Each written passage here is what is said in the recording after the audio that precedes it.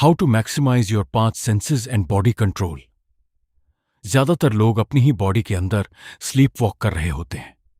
मतलब ये नहीं कि वो सच में सो रहे हैं, वो चलते हैं, काम करते हैं, अपनी डेली लाइफ जीते हैं।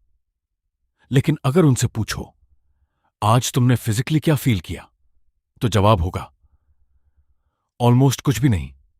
शायद पैरों के नीचे जमीन, या कमरे का टेम्परेचर, या कभी कभी हेडेक। बस इतनी बड़ी बॉडी, इतना सारा डेटा हर सेकंड प्रोसेस हो रहा है, लेकिन दिमाग उसे इग्नोर कर देता है।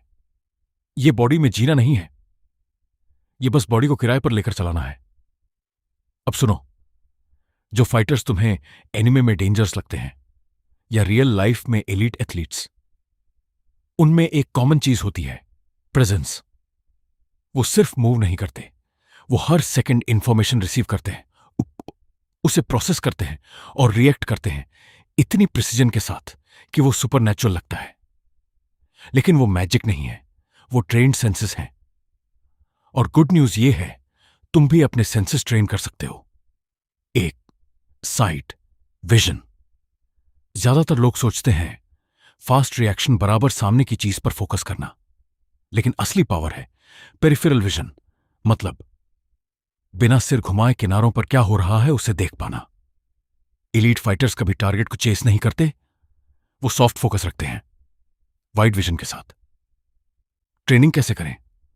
एक पॉइंट पर अपनी नजर फिक्स करो और साइड में हो रही मूवमेंट को नोटिस करने की कोशिश करो। डेली प्रैक्टिस करो।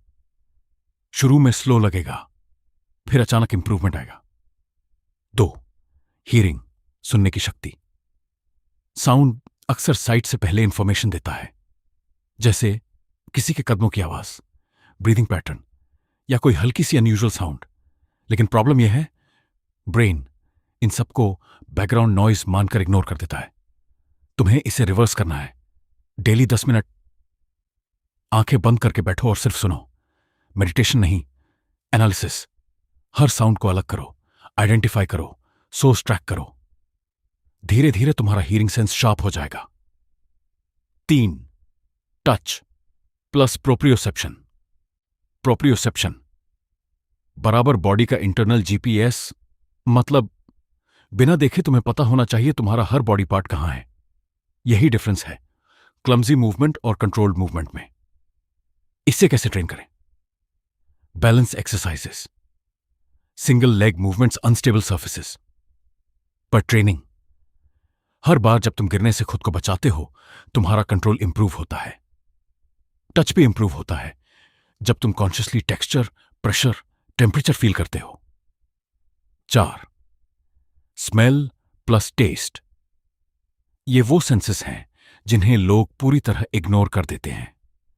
लेकिन स्मेल डायरेक्टली ब्रेन के प्रिमिटिव पार्ट से जुड़ा होता है, जो डेंजर, सेफ्टी और इंस्टिंक्ट हैंडल करता है।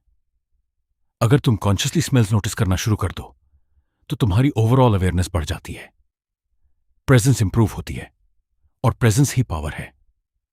5, बॉडी कंट्रोल। अब सबसे इंपॉर्टेंट पार्ट। अगर सेंसेस शार्प हैं लेकिन बॉडी कंट्रोल नहीं है तो सब बेकार है। कंट्रोल आता है स्लो मूवमेंट से।